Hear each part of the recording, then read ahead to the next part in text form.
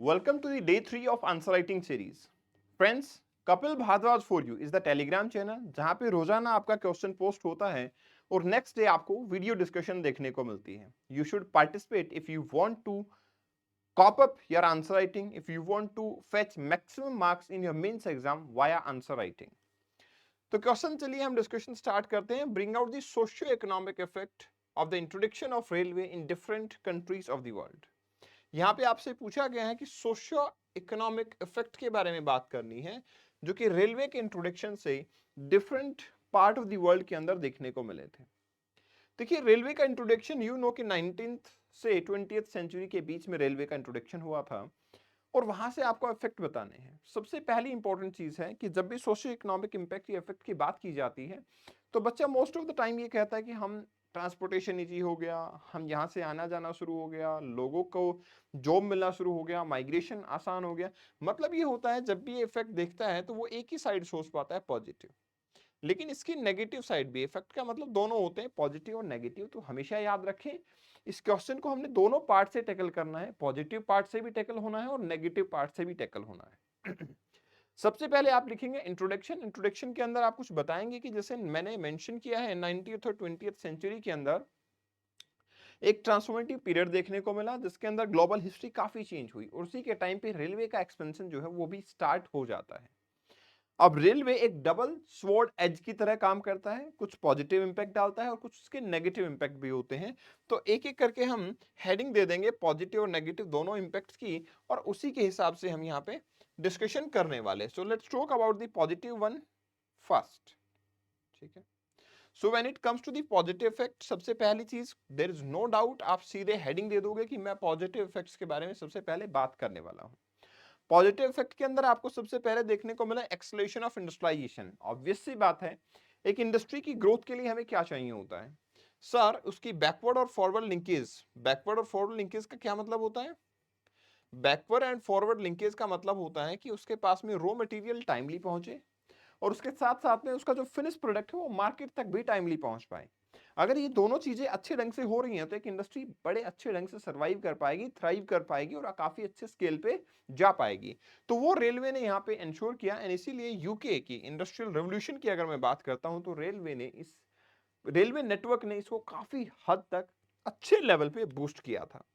दूसरी बात करते हैं हम अर्बनाइजेशन के बारे में. जब हम अर्बनाइजेशन की बात करते हैं, अर्बनाइजेशन ऑफ सिटीज की जब हम बात करते हैं तो हम सिटीज के ग्रोथ को देखते हैं, अर्बनाइजेशन को, सिटीज की ग्रोथ को. अर्बनाइजेशन क्या होता है सर? अर्बनाइजेशन का मतलब होता है more number of people are living in certain area with a better facility, वही होता है अर्बनाइजेशन. तो यहाँ पे भी हमें अर्बनाइजेशन वाले पार्ट के ऊपर अगर हम फोकस करेंगे तो we will get to know कि यहाँ पे आपका रेलवे ने काफी अच्छा मूवमेंट लोगों को प्रोवाइड किया, अच्छा ट्रांसपोर्टेशन प्रोवाइड किया. इससे अर्बन सेंटर जो है वो फ्लोरिश होना स्टार्ट हुए थे. जैसे आप मुंबई का एग्जांपल ले सकते हो इंडिया के अंदर, या शिकागो का एग्जांपल ले सकते हो यूएसए के अंदर. रैपिडली रेलवे का जो डेवलपमेंट यहाँ पे देखने को मिला था उसकी वजह से ये सिटी जो है, ये अर्बन एरिया जो है वो काफी हद तक अच्छे ढंग से डेवलप हो पाए थे. ठीक है.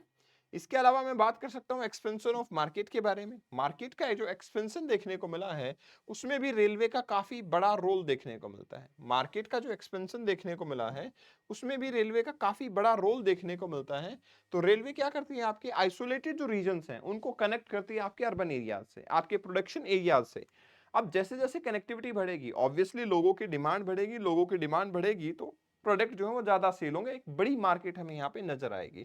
तो yes, trans continental rail road जो आपका यूएस को ईस्ट वेस्ट से कनेक्ट कर रहा था, इससे हमारे पास काफी न्यू मार्केट जो है वो एक्सप्लोर हुई, काफी न्यू मार्केट एक्सपेंड हुई. अब मार्केट एक्सपेंशन होगा तो नेचुरल सी बात है, डिमांड बढ़ेगी, प्रोडक्शन बढ़ेगा और हमारे लिए वो बेनिफिशियल होगा.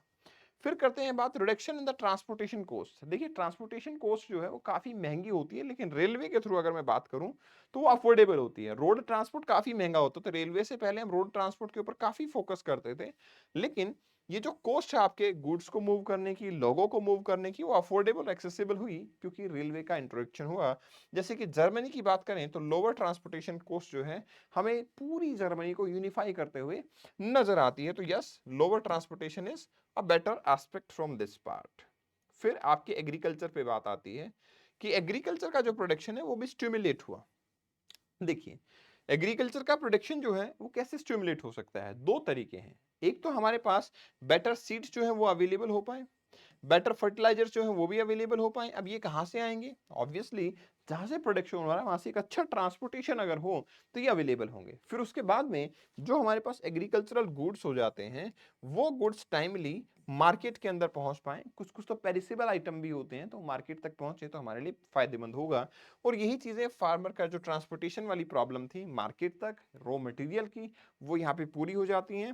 जिसमें हमें पता लगता है पेम्पास रीजन जो है आपका अर्जेंटीना का वो एग्रीकल्चरली काफी एडवांस एरिया है, और एडवांस इसलिए हुआ क्योंकि वहां पे रेलवे का इंट्रोडक्शन जो है वो इंश्योर किया गया था। राइट।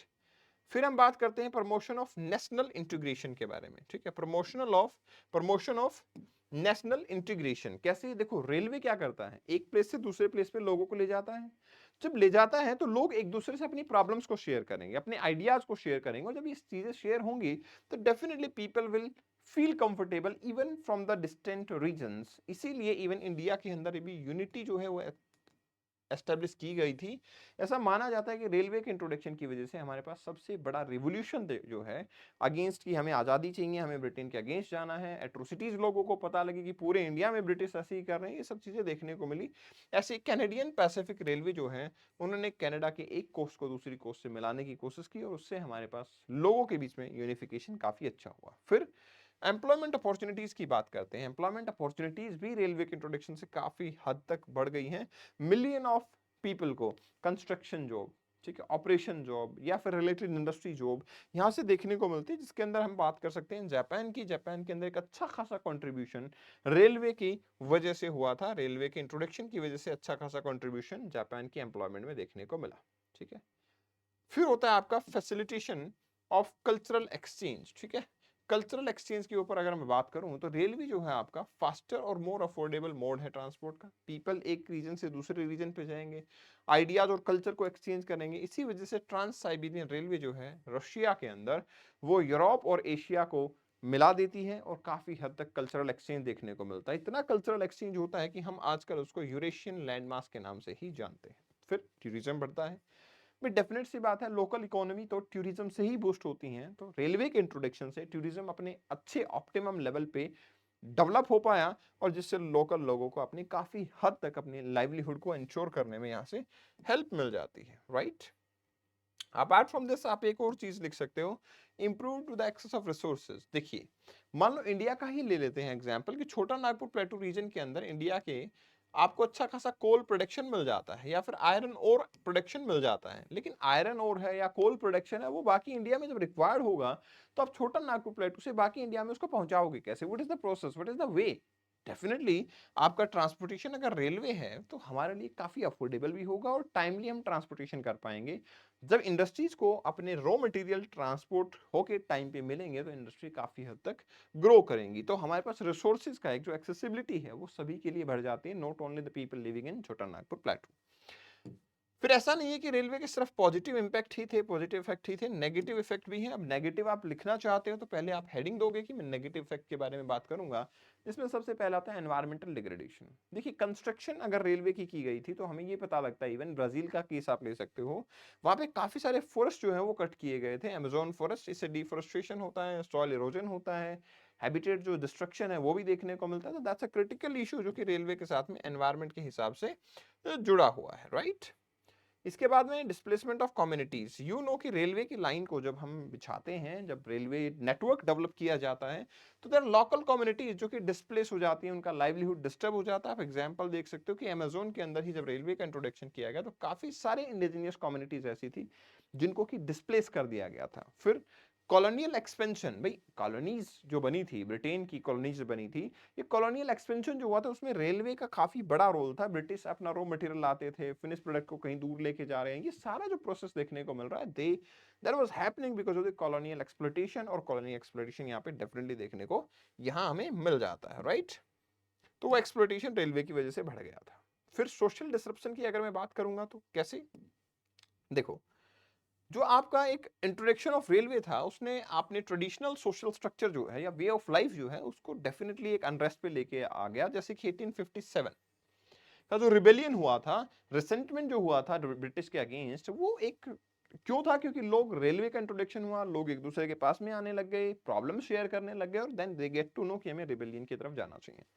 फिर इकोनॉमिक डिस्पैरिटीज भी देखने को मिलती हैं। अभी रेलवे सम टाइम हमें देखने का मिलता है कि आपका इकोनॉमिक इनइक्वालिटीज को बढ़ा देता है। जैसे कि जो इंडस्ट्रियलिस्ट हैं उनको तो काफी फायदा मिल जाता है रेलवे से, लेकिन जो पुअर पीपल हैं, वो आर डूइंग इवन एग्रीकल्चर, उनको कोई खास फायदा यहाँ से मिल नहीं पाता है। इसीलिए इंडस्ट्रीज काफी ग्रो कर जाती हैं, बाकी एरिया ग्रो नहीं करते हैं। तो इकोनॉमिक डिस्पैरिटी जो है वो भी रेलवे की वजह से काफी ज्यादा आ गई थी। इसके बाद ओवर डिपेंडेंस भी हो गया रेलवे का। देखिए हमारे पास बहुत सारे नेटवर्क होते हैं, बहुत सारे मोड होते हैं ट्रांसपोर्टेशन के, roadway, railway, Airways, waterways, but railway एक ऐसा एक ऐसा एस्टेब्लिशमेंट हुआ ट्रांसपोर्टेशन का जिसके ऊपर ओवर डिपेंडेंसी लोगों की बढ़ गई। इवन आज भी है, बट ये जब फेल हो जाता है तो हमारे लिए काफी क्रिटिकल कंडीशंस हो जाती हैं। अब हेल्थ रिस्क की बात करेंगे तो देखो rapid urbanisation, rapid industrialisation, railway का इंट्रोडक्शन, डिफोरेस्टेशन, इन सब की वजह से हमारे पास जो हेल्थ है वो डेटोरेट होना स्टार्ट हो गई, क्योंकि सिटीज ओवरक्राउड हो गई हैं, पोल्यूशन लेवल काफी एक्सट्रीम हो गया है, that's a problem.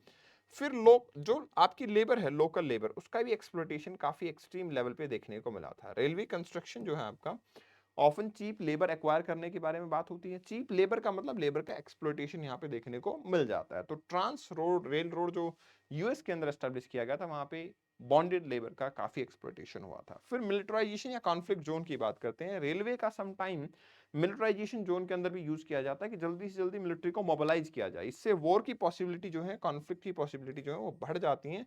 World war one के अंदर भी लॉजिस्टिक को मूव करवाने में रेलवे का काफी बड़ा हाथ जो है वो देखा जा सकता है। इसके बाद में last point but not list, neglect the local needs. क्योंकि देखो most of the time centre के पास में रेलवे होता है, उसी के हिसाब से रेगुलेशंस बनते हैं, तो लोकल नीड्स से इंपैक्ट हो जाती हैं। तो कंक्लूजन हम ये कह सकते हैं कि रेलवे को इंट्रोड्यूस करना एक अच्छा डिसीजन है, no doubt, but you know कि आपकी जो अर्बनाइजेशन है, नेशनल जो आपका इंटीग्रेशन है, कल्चरल एक्सचेंज है, ये सब अच्छी चीजें होती हैं, बट स्टिल जो नेगेटिव इंपैक्ट है उनको हमें मिनिमाइज करने की जरूरत है। Then only we will be able to use railway betterly, right? Okay, मिलते हैं नेक्स्ट सेशन में। Thank you very much, best wishes.